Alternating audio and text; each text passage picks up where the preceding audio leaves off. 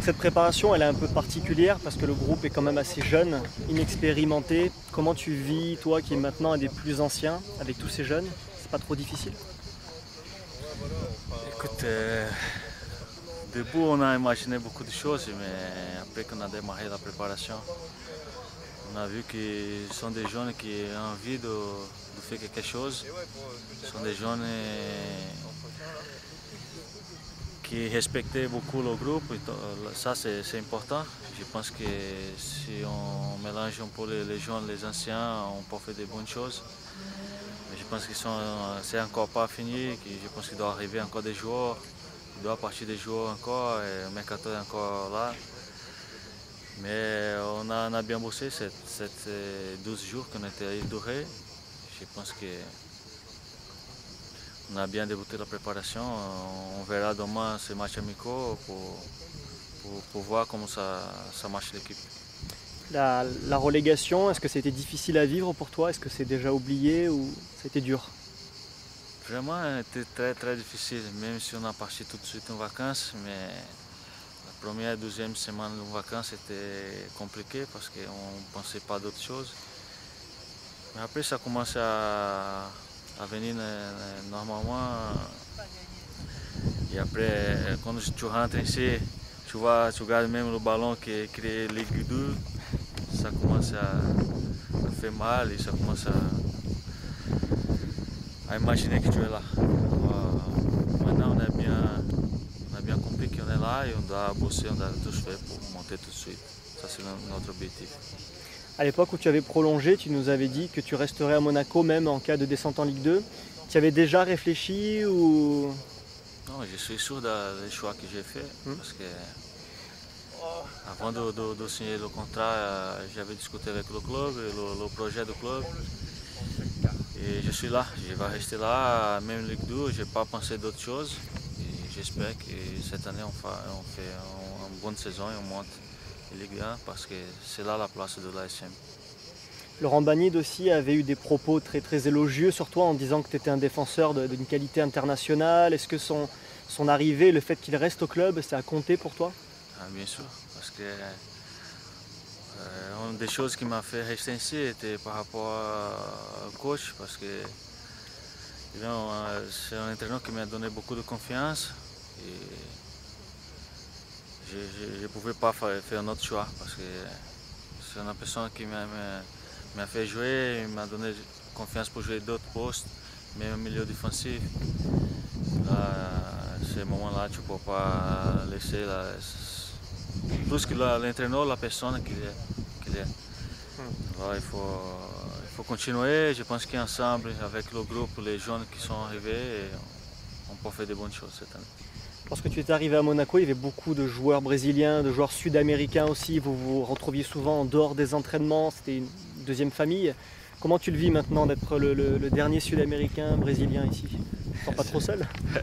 C'est un peu difficile parce que, comme tu avais dit au début, quand j'arrivais ici, il y avait 4 Brésiliens, plus l'entraîneur. Alors, c'était plus facile pour se communiquer, même si maintenant je parle un peu mieux le français.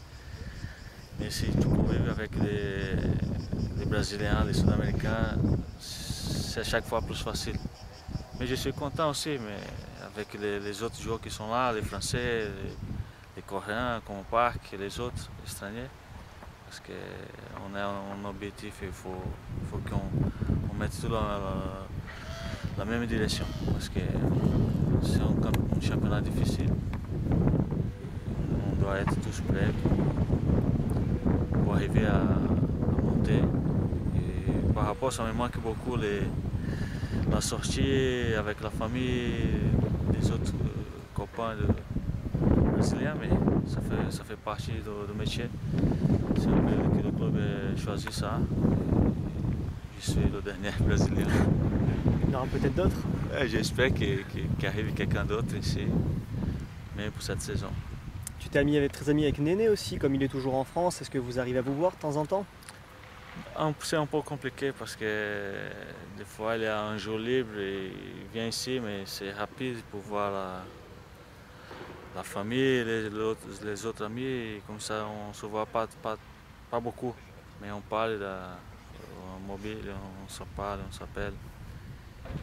C'est une personne que je garde, j'essaie de suivre, même si on ne se voit pas souvent.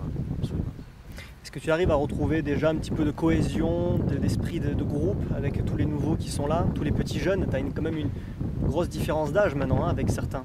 Oui, la différence d'âge c'est beaucoup. Mais j'ai parlé au début, ce sont des bons jeunes qui respectaient beaucoup. Alors ça c'est la première chose. Et si on a du respect par rapport à nous et nous par rapport à eux aussi, ça va marcher. Là, ça commence à former un groupe.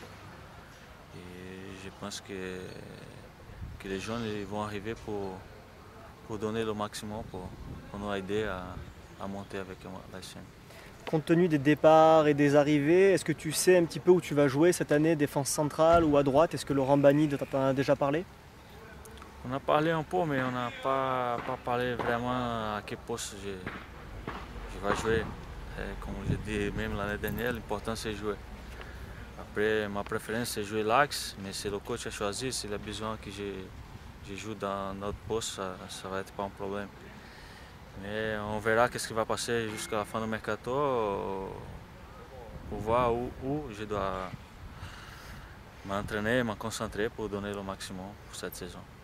Que peut espérer et que peut viser Monaco cette saison par rapport au groupe actuel? On vise vraiment la montée tout de suite et après on peut espérer des joueurs qui vont rentrer dans le terrain, qui vont tous donner. Ça je suis sûr parce qu'on a fait 2 jours d'entraînement à Île de Ré et on a vu ça.